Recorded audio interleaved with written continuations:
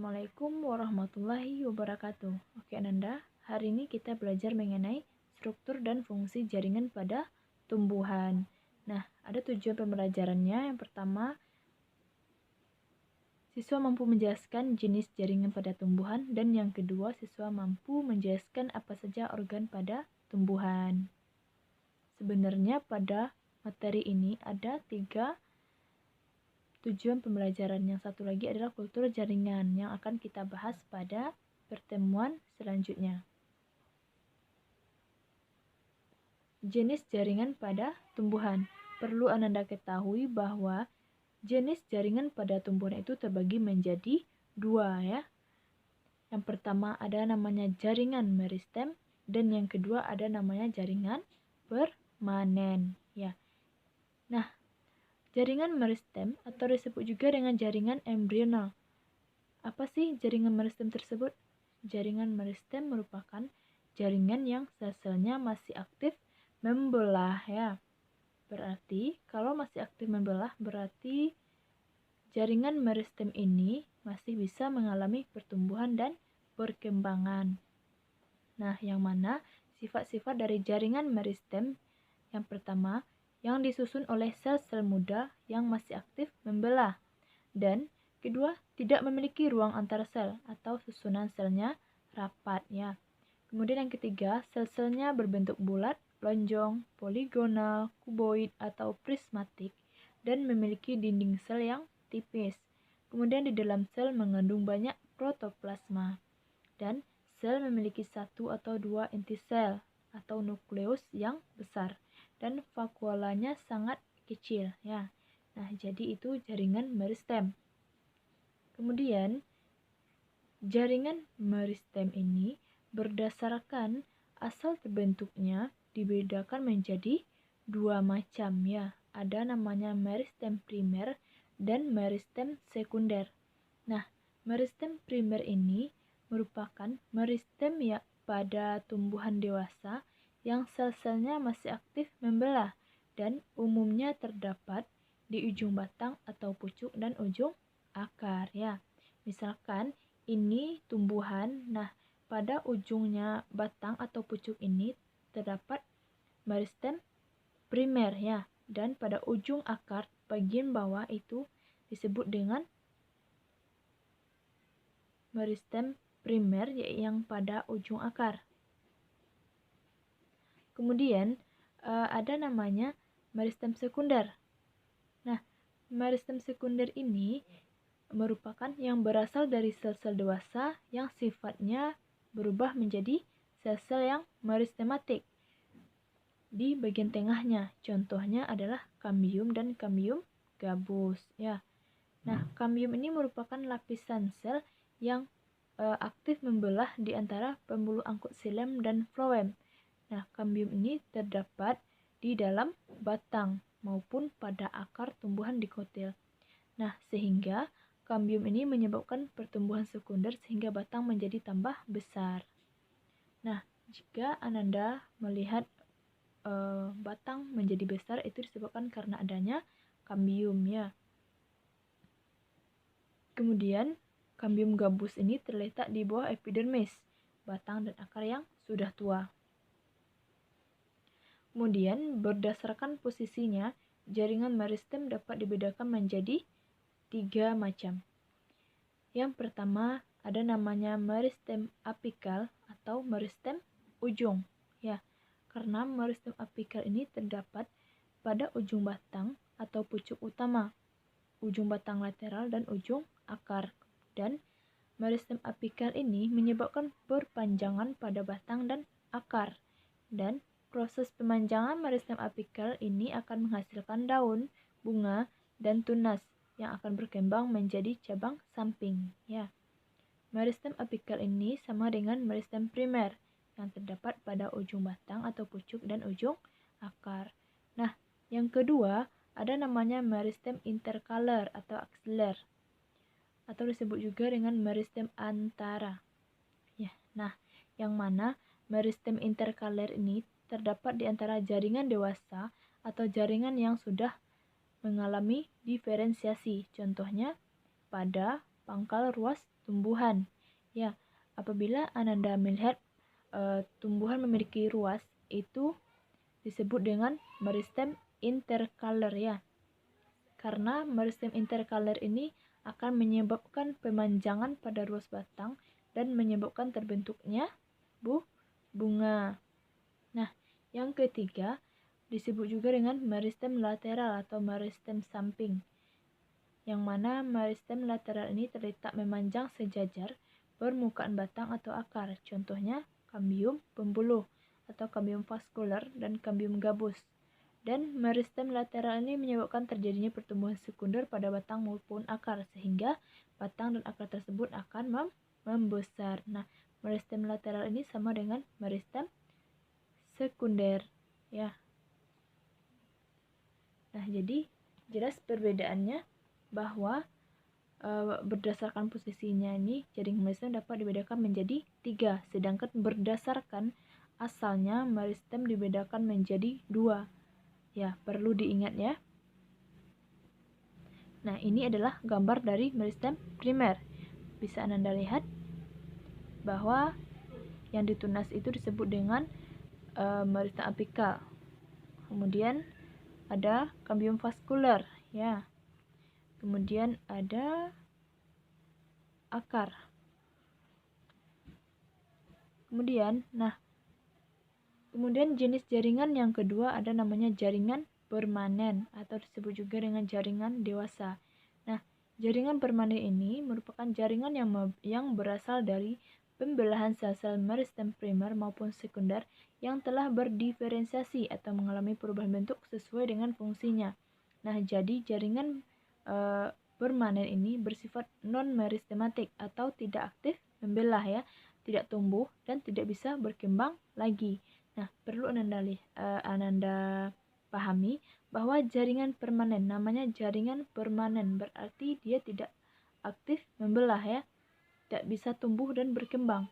Permanen berarti permanen tidak bisa diganggu gugat lagi ya. Kemudian berdasarkan fungsinya, jaringan permanen atau jaringan dewasa ini dibedakan menjadi 4 macam. Yang pertama ada namanya jaringan pelindung atau disebut juga dengan jaringan epidermis ya. Yang mana ciri-cirinya jaringan pelindung atau epidermis ini terdiri atas satu lapis sel ya, dan memiliki sel-sel yang tersusun rapat tanpa ruang antar sel. Dan kemudian bentuk selnya bervariasi dan sel-selnya memiliki banyak vakuola dan protoplas yang dapat menyimpan berbagai hasil metabolisme, dan ketebalan dinding sel epidermis berbeda-beda, dan dinding sel epidermis ada yang mengandung lignin, kutikula, dan pektin. Nah, tadi ada ciri-ciri jaringan pelindung atau epidermis yang menyebutkan bahwa bentuk selnya itu bervariasi. Nah, dari bentuk sel yang bervariasi nanti jaringan epidermis akan mengalami modifikasi ya. Modifikasinya berupa yang pertama ada stomata, kemudian ada trikoma, ada emergensia, ada spina atau duri, ada sel kipas, dan ada sel kresik. Nah, stomata ini atau disebut juga dengan mulut daun, yang mana stomata adalah celah atau lubang pori yang diapit sepasang sel penjaga atau penutup. Dan fungsi dari stomata ini sebagai jalan masuk dan keluarnya karbon dioksida dan oksigen pada proses respirasi maupun fotosintesis. Kemudian trikoma. Trikoma atau rambut-rambut, yang mana trikoma ini merupakan rambut-rambut dari epidermis yang terdiri atas sel tunggal atau banyak sel. Nah, fungsi trikoma ini yaitu untuk mengurangi penguapan, meneruskan rangsangan, mengurangi gangguan dari hewan herbivora, membantu penyebaran biji, membantu penyerbukan bunga, membantu perkecambahan biji, membantu perambatan bagi tumbuhan yang merambat. Kemudian emergensia. Emergensia ini adalah tonjolan pada permukaan organ yang terbentuk dari jaringan epidermis dan jaringan di bawah epidermis. Nah, sel-sel yang terdapat di daerah korteks, contohnya adalah duri yang menempel pada batang mawar ya. Kemudian spina atau duri. adalah tonjolan pada permukaan epidermis batang yang terbentuk pada jaringan stele atau silinder pusat di bawah korteks. Contohnya duri pada batang tumbuhan bunga kertas. Kemudian ada sel kipas, merupakan alat tambahan pada epidermis daun bagian atas yang tersusun dari beberapa sel berdinding tipis. Dan ada sel kresik, merupakan bagian sel epidermis yang berbentuk bulat atau belana ya. Kemudian yang selanjutnya ada jaringan permanen. Nah, yang pertama tadi ada namanya jaringan pelindung. Nah, yang kedua namanya jaringan dasar atau jaringan parenkim ya. Yang mana jaringan dasar ini merupakan jaringan yang terbentuk dari sel-sel hidup dengan struktur morfologi yang bervariasi ya. Nah, jadi jaringan parenkim ini dapat dijumpai hampir di setiap bagian tumbuhan. Kemudian, berdasarkan fungsinya, jaringan parenkim dibedakan menjadi 6 macam ya.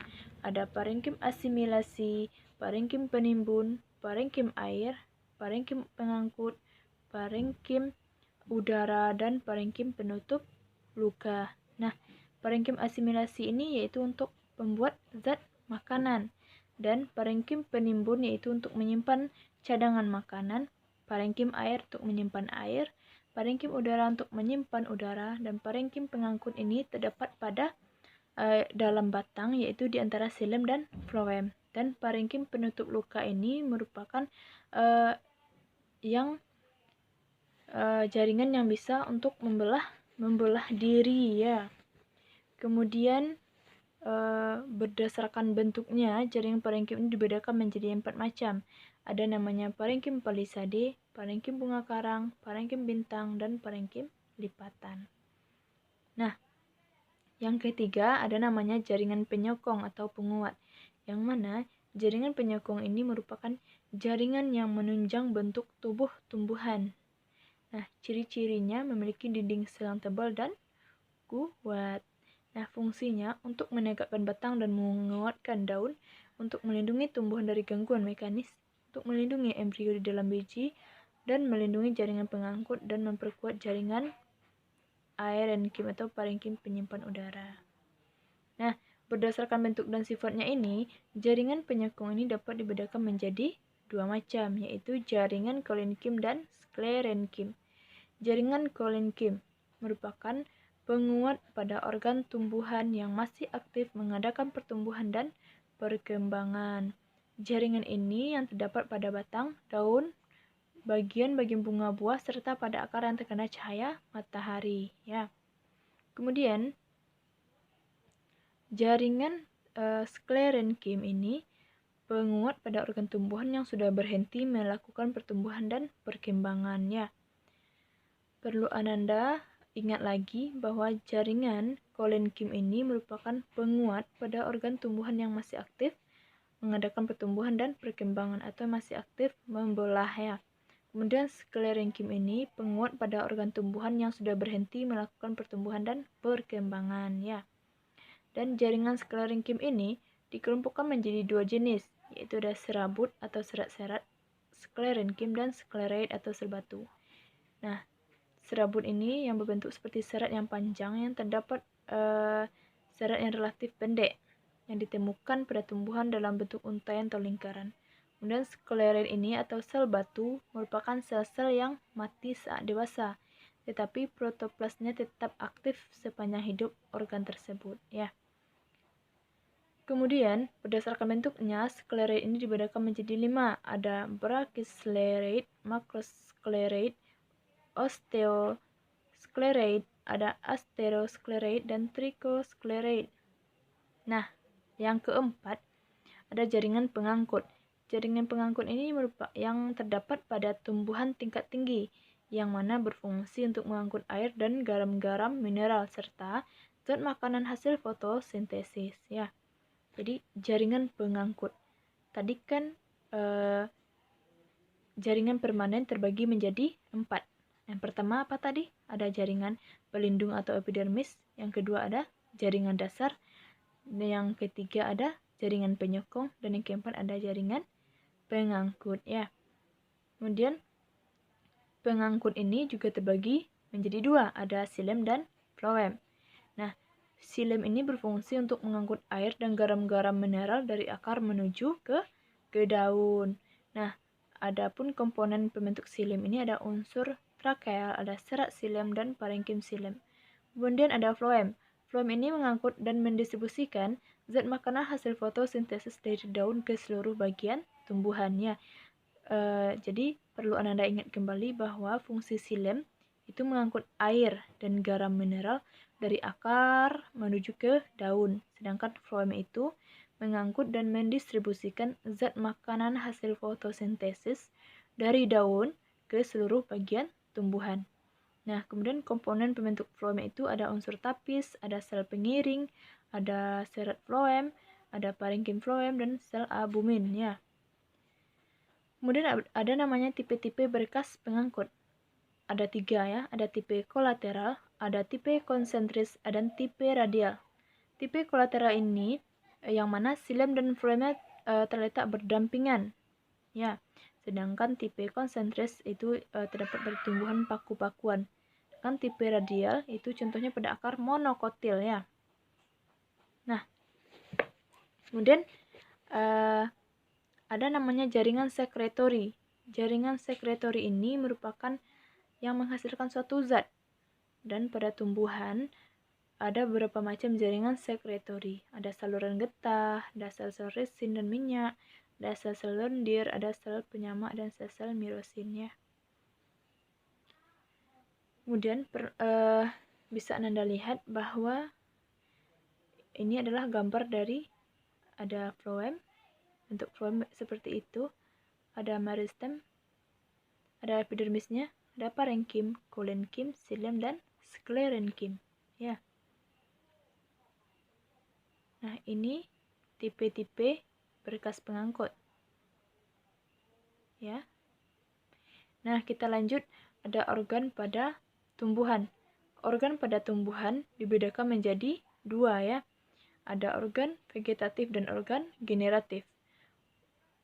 Organ vegetatif itu yaitu akar, batang, dan daun, sedangkan organ generatif yaitu bunga, buah, dan biji. Nah, yang pertama ada struktur anatomi akar. Struktur anatomi akar. Nah, akar itu dibedakan menjadi dua, ada akar primer atau akar normal dan akar liar ya. Dan akar ini berfungsi untuk menyerap air dalam tanah.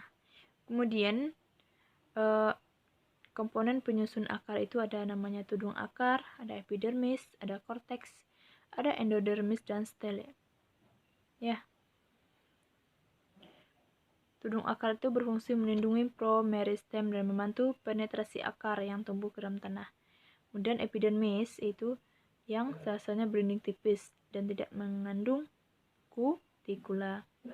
Kemudian korteks itu terletak di bawah bagian epidermis, dan endodermis yang terdiri atas satu lapis sel yang struktur dan fungsinya berbeda dengan sel sekitarnya. Kemudian ada stele. Stele ini merupakan bagian tengah dari akar yang terletak di sebelah dalam endodermis. Nah, ini adalah gambar struktur anatomi akar monokotil dan dikotil ya. Bisa Anda lihat. Nah, di sini perbedaan akar dikotil dan monokotil itu kalau akar dikotil itu letak xilem dan floemnya itu terletak di pusat akar ya. Sedangkan akar monokotil letak xilem dan floemnya berselang-seling. Ya. Kemudian ada namanya batang. Batang merupakan bagian tumbuhan yang terletak di atas permukaan tanah. Yang fungsinya batang apa? Untuk menopang daun, bunga, dan buah. Nah, batang ini terdiri atas epidermis, korteks, dan stele atau silinder pusat. Nah, ini adalah struktur anatomi batang. Bisa Anda lihat. Ya. Kalau perbedaannya, kalau akar dikotil itu memiliki apa? Memiliki stele. Sedangkan pada monokotil stelenya ada tapi tidak jelas ya. Kemudian lanjut pada daun. Daun merupakan salah satu organ tumbuhan yang berperan sebagai pabrik pengolahan makanan ya. Kemudian komponen penyusun daun ada sel epidermis, tidak mengandung klorofil kecuali pada sel penutup stomata. Ada mesofil yang terdapat di antara epidermis atas dan epidermis bawah. Kemudian ada jaringan pengangkut, jaringan penguat, dan jaringan sekretori. Jaringan pengangkut ini pada daun yang berupa tulang daun. Jaringan penguat yaitu berupa korenkim dan sklerenkim. Kemudian jaringan sekretori ini merupakan yang dapat berupa kelenjar sel resin ya. Nah, ini adalah struktur daun monokotil dan dikotil. Bisa Anda lihat. Nah, perbedaannya, dikotil itu memiliki jaringan parenkim palisade, sedangkan yang monokotil tidak memiliki jaringan parenkim palisade ya. Nah, cukup sekian materi kita hari ini. Ibu akhiri, Assalamualaikum warahmatullahi wabarakatuh.